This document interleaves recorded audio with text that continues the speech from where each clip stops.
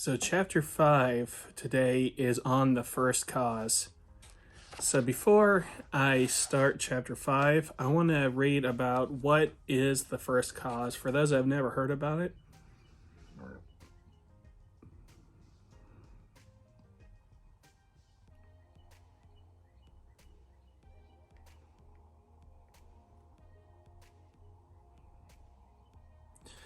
So the first cause is the supposed ultimate cause of all events, which does not itself have cause identified with God.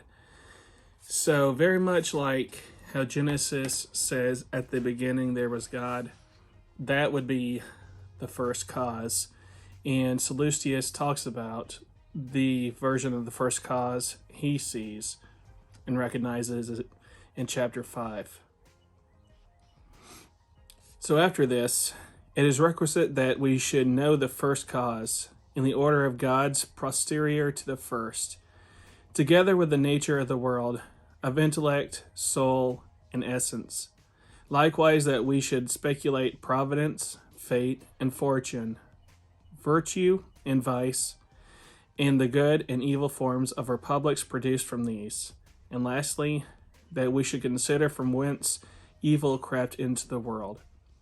And though each of these requires many and very extended discourses, yet there is no reason why we not discuss these subjects with brevity, lest mankind should be totally destitute of the knowledge they contain.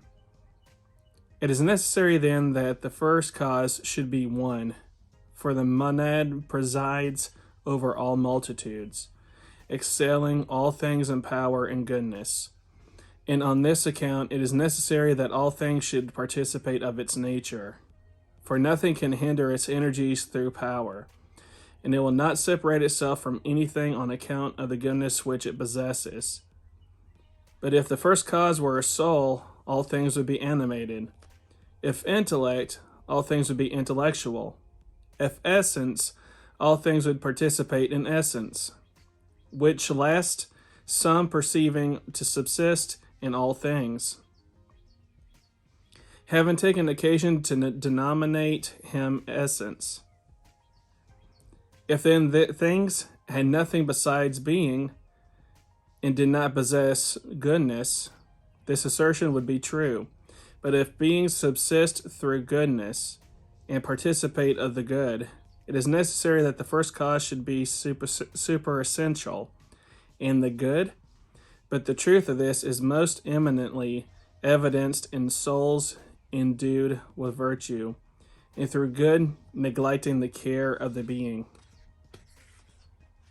when they expose themselves to the most imminent dangers for their country or friends, or in the cause of virtue.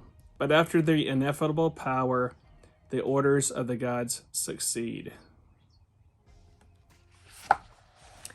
So this short chapter says that everything came from one source originally. There are a lot of people who would say that one source was originally one God, and there are Hellenic polytheists that say the original source came from an original being that split itself into multiple gods to be who we know today. It also mentions that it is not just one thing, for if the source was just one thing, then everybody would be that one thing. Like I said, if it was just intellectual alone, everything would be just intellectual, for example. So this short chapter talks of the possibility that the gods came from one original source that was kind of like cells split. They are the same source, but they have multiplied into the gods and goddesses. So that is chapter 5. What do you guys think of this chapter? What are your interpretations of the chapter? And do you agree with that? Anyway, guys, I'll see you in the next video on chapter 6.